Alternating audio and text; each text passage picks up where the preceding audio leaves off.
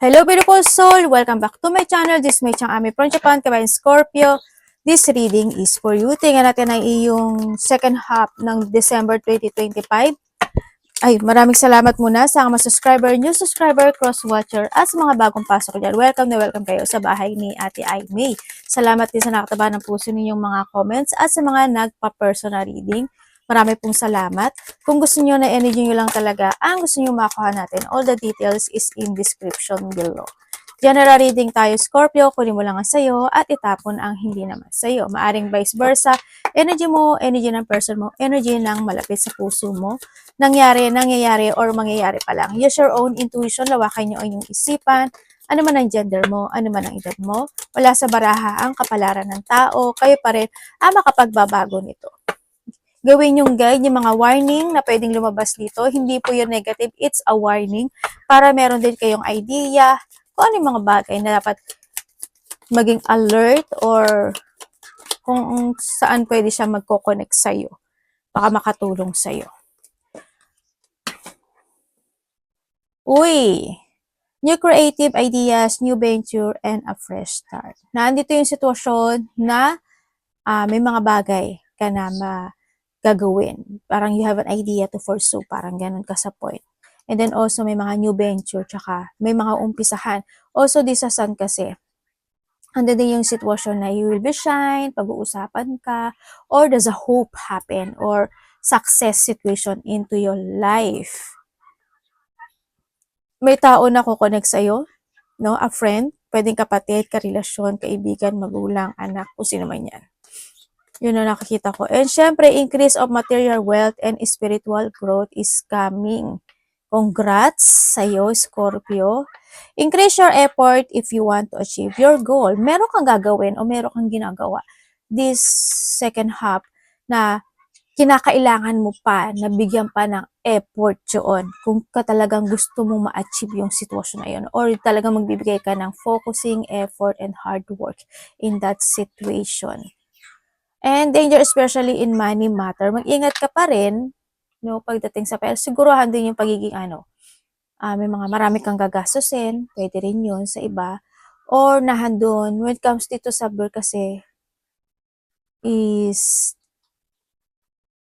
pwedeng may tao na magiging sneaky, ganyan. Pwedeng maloko ka, o kaya may linglang ka. No? Sa iba naman sa inyo, is idea ito. Sana hindi kayo maging ganito, no? Yung nagiging gagawin yung lahat para lang sa idea mo or para lang sa sitwasyon na yon to achieve or to success. Yon. Pero ingat kayo ha, baka magkaroon kayo ng mga problema related ang money situation. You are highly thought of. Nandun ka talaga sa pag-iisip ng mga bagay-bagay, no? Situation, baka dito ka nagbibigay ng effort. Huwag naman doon. Pero may mga bagay ka na iniisip, nagiging malalim yung pag-iisip mo, nag-overthinking ka, no? Yun. Kasi parang nandun yung pagiging hungry situation mo in that situation.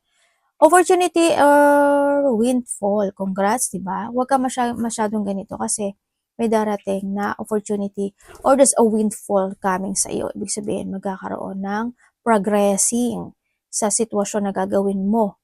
No? Pero dito, magbigay ka ng effort. Ganyan. Kung mayroong mga blockage sa sitwasyon mo, iiwasan mo siya. Mag-focus ka sa sarili mo, sa idea mo, sa energy mo, sa opportunity na yon, doon ka mag-focus. Magkakaroon ka ng disappointment. Pwedeng ito disappointment also sa mga goal or sa sarili. Also sa iba dito sa friend and a lover. Yan, maaaring magkakaroon ng mga hindi pagkakaintindihan, maiinis ka sa kanya, maiinis siya sa'yo, madi-disappoint ka dun sa bagay na yun, sa sitwasyon, or pwede dito sa mga ginagawa mo, no? Dito, by the second half. Ay, paluga. Ito na nga si Pukso. Ingat ka pa rin kasi dito is yun nga, being a fox and a bear. Kung hindi mo nakalabas kasi yung pangil nito, ito medyo pareho naman. Maaring may dalawang tao ako nakikita na medyo nagiging hindi good term sa'yo or nagiging sneaky sa'yo. Or maybe isa ka dito. Huwag naman sana. Yan. maaari din ito is kakompetensya or there's a competitive situation into your life. Pwedeng sa love life, pwedeng sa negosyo. Iba sa inyo, parang there's a food related ang nakikita ko sa inyo. Hindi ko alam in what way. Either magaling ka magluto or food related yung business mo or yung idea na naiisip mo, pwedeng ganun. O kaya mahilig kang kumain. May food situation ako na nakikita kasi. And also dito is, yan nga, may mga pagnanakaw ng mga ibang sitwasyon. Pwedeng nanakawan ka ng idea, opportunity, or pwedeng ikaw ito sa kanila, or siya ito sa'yo. Ingat ka pa rin dito. Yeah, may naglilikom ng informasyon or may nagiging sneaky, no? Ingat ka na lang sa iba sa inyo. Hindi rin maganda, ha?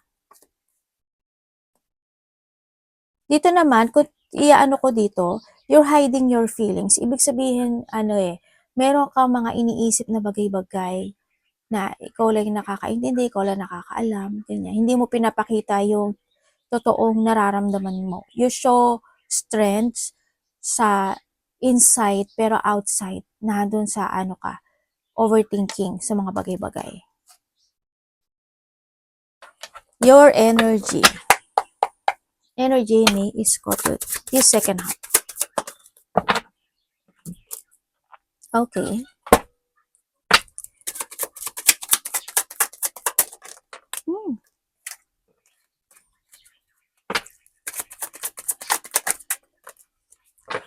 Okay, energy mo. Energy mo, this second half, ang nakita ko dito, either may mga travel, lakad, malapit yan o malayo, may mga outgoing situation, handun din yung sitwasyon na meron kang ikina-excite or may ikaka-excite ka, this second half, ang nakikita ko. Ang nakikita ko rin sa iba dito, parang maraming ko-connect sa'yo. Either marami kang makakausap, maraming magkakaroon ng mga connections, or marami kayong lalakarin. Parang gano'n. Yun. Iba dito, maybe have a travel for the 6 or 8, may yan. 8 hours, 6 hours, 6 days, 6 weeks, 6 months, pwede ganun. O may mga marami kayong lalakarin o i-move forward na sitwasyon. This second half, yun ang nakikita ko sa inyo. Ba sa inyo may business, malaki man o maliit, may business yung iba. Also, ang nakikita ko rin dito is, merong ditong bata, hindi ko alam, or mas bata to sa'yo. Kung sino man siya. Ang nakikita ko sa kanya, hindi ko alam kung kukulitin ka niya, or magiging magulo siya. Yung energy niya kasi medyo magulo. No? Or, I don't know why, pero either makulit, or magulo tong tao na to, or very active itong tao na to, o kaya magiging kung ano-ano yung mga sasabihin niya sa'yo na medyo gusto ko ganito, gusto ko ganyan. Para magmamanipulate situation siya.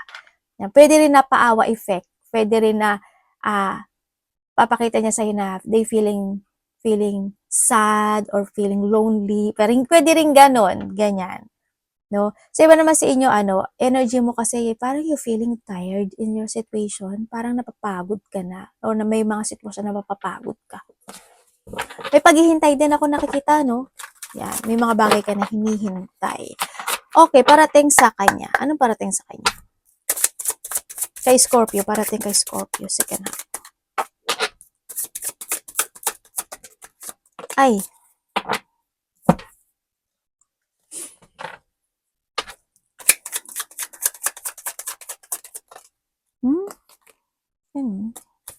Okay.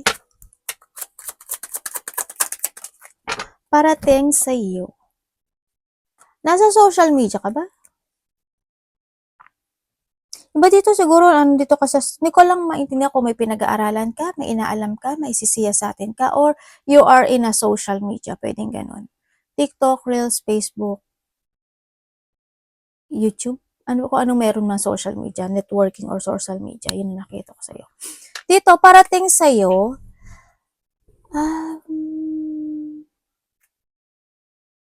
universe, pwedeng i-explain mo sa akin to.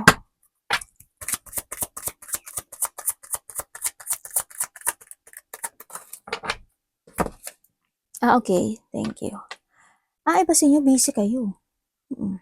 Parating sa'yo, busy daw kayo. Kasi dito sa sitwasyon, may mga bagay ka o sitwasyon na kahit mahirap siya, na kahit na may struggle or you feeling struggle or may mga sitwasyon na napanghihinaan ka ng loob, gagawin mo daw talagang pupursigihin mo siya or paninindigan mong gawin yung bagay o yung sitwasyon na yun.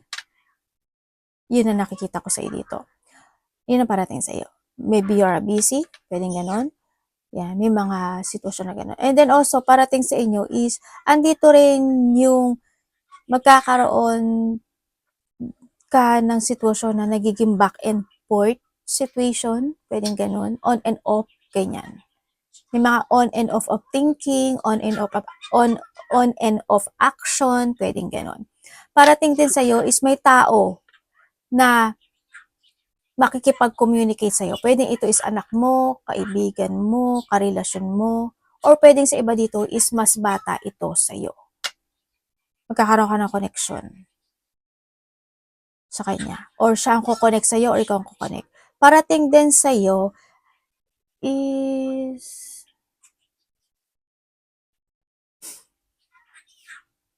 may paghihintay. Dissatisfaction? Parang nakakaramdam ka na you feeling stuck or nagkakaroon ng dissatisfaction in some aspect of your life. Ganyan.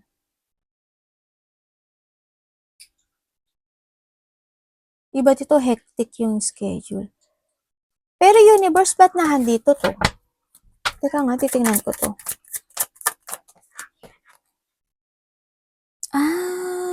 Okay. I see. Ibig sabihin, may tao dito, hindi ko alam kung ikaw eh, may tao na may puot or galit or sama ng loob. Yun. May mga sitwasyon daw na pwede hindi ka ma-unfocus ka, ganyan. Sa iba dito is, meron ako nakikita na you want to fix, ganyan. May fixing situation. May aayusin ka or something need to fix, parang ganon. May mga sitwasyon na conflict, yan na parating, o magiging magulo yung pag-iisip mo, o handun yung sitwasyon na may mga uncontrolled situation. Iba dito, lack of direction. Pwede rin iba dito is makakaramdam ka ng katamaran, ganyan. Handun ka sa point na may mga hihintayin ka na sign, ganyan, may mga paghihintay, loss of thought yung iba. Pwede, no? Yun ang nakikita ko dito. Loss of thought in situation.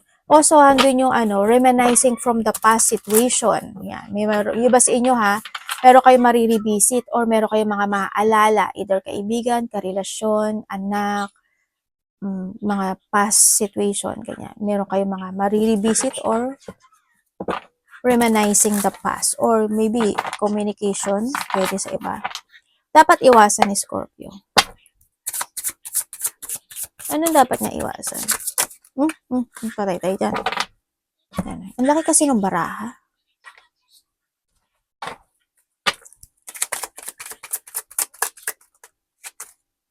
Dapat po iwasan. Devil, oh. O, diba? Sabi ko sa iyo eh. Okay, dapat mong iwasan. Syempre, yung mapanghinaan ka ng loob. No? Yung mag-doubt ka sa sarili mo. Mag-doubt ka sa mga bagay-bagay o sa plano mo, ganyan. Iwasan mo yon. Iwasan mo yung ma-out of control ka. Iwasan mo yung magkaroon ng pagpapaliban, ganyan. Iwasan mo ma-stagnant. Iwasan mo hindi magkaroon ng paghihigpit. Iwasan mo yung lack of discipline, lack of control, ganyan. Iwasan mo rin yung pabago-bago yung isip, ganyan. O kaya yung naumpisa mo tapos hindi mo kayang tapusin. You need to finish it, no? Iwasan mo rin yung sumuko sa mga challenge na darating sa buhay mo, ganyan. Be strong, ibig sabihin. You need to be strong. Don't be stuck, don't be trapped. Yan, umiwas ka sa toxicity. Bulo si ate. Yan, sa mga tao na nagiging toxic sa'yo, sa sitwasyon o sa relasyon man yan, o maybe if you have a bad habit, di ba? Medyo umiwas ka na lang doon. Ibig sabihin, bad habit sa mga kinakain mo, iniinom mo, if kinakailangan na talaga na mag-walk-walk, mag-exercise or mag-focus to your physical, gawin mo, no? And then also, iwasan mo yung being exaggerated in a situation. Maging exage or maging yung ma-overact, ganyan. O yung mga taong ganun, umiwas ka na lang. Yan. Malito. Iwasan mo rin. Tingnan natin. Magkaroon ng self-doubt, iwasan mo yun. Love, kapatid, anak, magulang, karelasyon, kaibigan, pamilya. Scorpio in love. Pag hindi nyo energy, huwag nyo ipilit dahil hindi ko binanggit ang pangalan mo. Scorpio in love.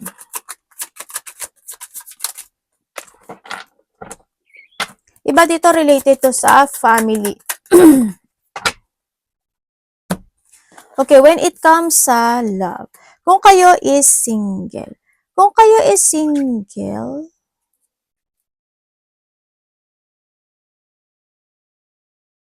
pwedeng ikaw ito or siya, no? So, pero may tao dito ako nakikita eh. May tao dito na maybe you are care or very care siya sa'yo, pwedeng ganun. Pero, I don't know why, pero they hiding or hinahide mo yung feelings na to. Yun ang nakikita. Nagkakaroon ng pag-isolate. Kung mag-a-action na ba ako or hindi pa, dapat na ba or hindi pa. Andun sa point na yon ako nakikita dito. Pwede rin kasi na ang makikilala mo is may connection sa iba. Or pwedeng ikaw yung may connection, pero you want to connect this person, or siya yung may connection, pero gusto mo kumalik sa kanya. Pwedeng ganun. Vice versa. Pero may parating. Sa iba naman sa inyo, kung kayo is separated nitong tao na to, yes, nandun yung pagpapahalaga, pagmamahal, pero ang nakita ko dito is parang may nalaman ka at sa kanyang katotohanan, or maybe itong tao na to, or ikaw ito, tumahak siya ng bagong journey niya sa buhay niya. They start to begin a situation. Andun yung sitwasyon na pero bakit kaya nagkakaroon ng pagsisisi? May nagkakaroon ng pagsisisi. Either ikaw ang nagsisisi or nagsisisi about the decision making happen. Pero sabi niya dito, they want to talk to you or gusto kanya kausapin. Yung mahalaga ka pa rin daw naman sa kanya. Really? Pero hindi ako naniniwala. Kasi nagsisinungaling to. May pagsisinungaling kasi, pwedeng may karelasyon na to or may family siya, no? Dito. Yes, may pagsisinungaling kasi ako nakikita. Kahit na hanapan mo siya pigain mo siya na kung babalik siya at bagain mo siya sa mga bagay-bagay, may mga pagsisinungaling pa rin ako na nakikita ka sa niya. Pero nagkakaroon siya ng pag-isolate, no? Dito, they want to resetting this relationship pero still focusing pa rin siya to hide something pagdating sa iyo. Ibig sabihin, hindi siya nagiging totoo or hindi siya pa rin magiging totoo sa iyo. It's up to you kung gusto mo kumanik sa kanya. Need mo talaga mag-trust sa intuition mo. Dito kasi you need to focus to yourself. Sa iba naman sa inyo, you are more on focusing to your family, to your business, to your stability. Kaya nandun ka na sa point ng buhay mo na sinasala mo yung lahat. Parang hinahanapan mo talaga ng katotohanan pagdating sa relasyon. Yan, nagiging malupit. Nagiging malupit or need na, no? Na you need mo talaga ng mental clarity or you need to see the fact about kung papasok ka man sa bagong relasyon ng buhay. Yun na nakikita ko sa inyo. Kung kayo naman is in relationship, kasi family related na naman kasi iba, kung kayo is in relationship, there's a emotion, situation happen to your life, siguro may mga bagay na hindi kayo magkaintindihan, or hindi mo siya naiintindihan, or hindi kanya naiintindihan, nagkakaroon ng doubt, ganyan, may mga lack of clarity situation pagdating sa relasyon na to, ganyan, hoping hindi ito, may mga sitwasyon na hindi nakapag-focus sa relasyon, pwedeng hindi nakapag-focus kasi busy yung isa, pero dito sa sitwasyon kasi it's more on emotions ako. Pwede rin kasi ito na may mga tutol. Pwedeng tutol yung pamilya niya sa'yo o yung kapatid niya sa'yo o siya sa'yo, yung pamilya niya tutol sa'yo. Pwedeng ganun kasi, no? Yan, pwedeng may mga taong tutol at ayaw sa'yo or vice versahin mo na lang.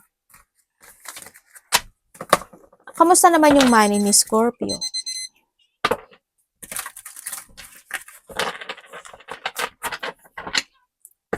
Money ni Scorpio this second half, December.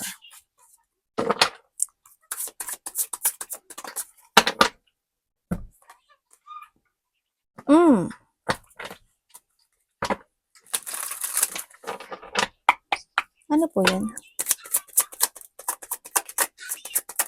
Money. Okay.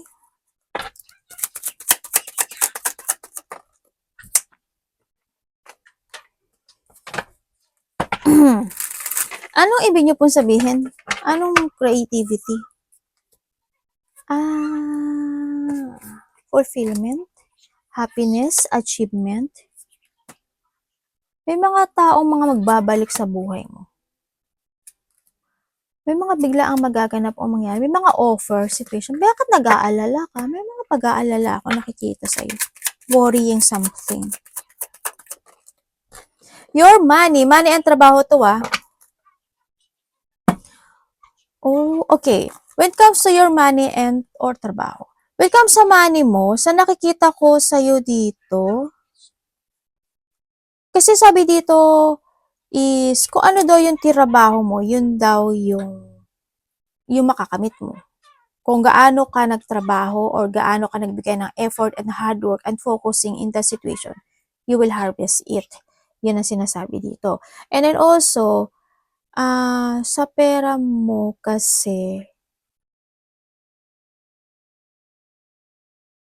may fulfillment and achievement naman ako nakikita sa iba. Ibig sabihin, there's a good news. May mga ikakabigla o ikakashock ka na hindi mo aasahan, na hindi mo expect na, oh my God, na-achieve ko, oh my God, talaga. Parang nahadon ka sa point na yon. Yan, there's a victory and success happen sa iba sa inyo or mga tao talaga na magbibigay ng love and support pagdating sa iyo sa pera or ikaw ito sa kanya. Hando yung mga collaboration, kung may mga businesses kayo or ganyan, or andun yung mga tao na they willing to give or to share something sa'yo. Yan, may acceleration, cooperation. Yun na nakikita ko sa'yo. May mga, basta may makakagulat o kakabigla ka na hindi mo expect na ma-achieve mo yun, marireceive mo yung blessing na yun, yung mga ganun. Kasi wala 10 of Cups, 10-3, ay 10-8 King. Diba? In the 3. Oh, magiging maganda siya.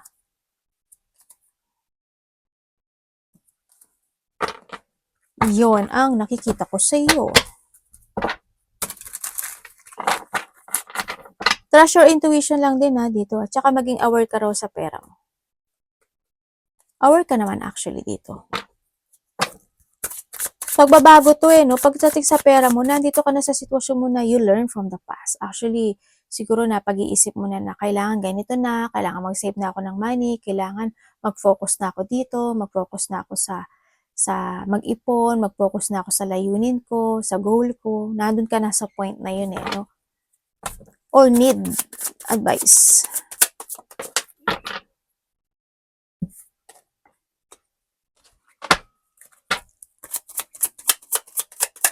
Ingat ka, no? Kasi may mga sneaky person sa paligid mo. Yung pala, ikaw yung sneaky, no? Naloko na tayo. May hinintay ka. Travel yung iba, no? 3 days, 3 weeks, 3 months, there's a travel. Ako nakikita sa'yo. Nandito ka sa mamaya na advice, nandito ka sa sitwasyon mo na may mga bagay o sitwasyon ka na pagpupursigahan or pipilitin. No? Yun. Kahit na you feeling exhausted or you feeling burdened in the situation. Pero, syempre, tulad nga lang sabi ko kanina, you're hiding your feelings, no? Yun ang nakikita ko, may paghihintay. May mga progressing situation ako na nakikita sa iyo. Expect, may mga unexpected of lack of emotion. Pwedeng ito is disappointment sa iba or feeling jangling in that situation or any situation in life. When it comes to advice, you need to escape sa isang sitwasyon na it's not working to you anymore. Huwag ka lang maghintay. Try to progress, take it to action, forward to your plan, explore. try and try until you succeed, ika nga, 'di ba? Yan, explore ka lang na explore, spread your wings and fly high. O 'di ba? Naging ibon ka tuloy. 'Yon ang nakikita ko sa dito. Tandaan mo, Scorpio, you are the person, you are the survivor. Keep fighting, no? And keep fight to success any situation in life. Release your worrying, release your anxiety, be open up. Yan. Kung may mga lungkot o ano, maging open up ka sa ibang tao na hindi ka ibebenta. Continue ka lang sa direction to find your goal or take it action. Tandaan mo, time is gold. Don't waste time and start a new beginning in life. Value the person who value you, value yourself, value the coin, value mo yung the blessing. Malaki man o maliit yung nare-receive mo, you need to value it. No, and don't stress yourself sa mga bagay o sa sitwasyon sa buhay. Kung kailangan mo magtulog, magbawi ng tulog, huwag ka magpahatak sa nakaraan, release your burden, tsaka ano ba to? Ibig sabihin andito rin yung sitwasyon na kung minsan masakit siguro yung ulo mo or migraine, maaaring kung nagigising ka in the 2 o'clock, 2 o'clock, or 4 o'clock man yan, magbawi ka by the next day, no? Kung kulang-kulang ang tulog mo at pagising-gising ka. Arigatou namaste. God bless.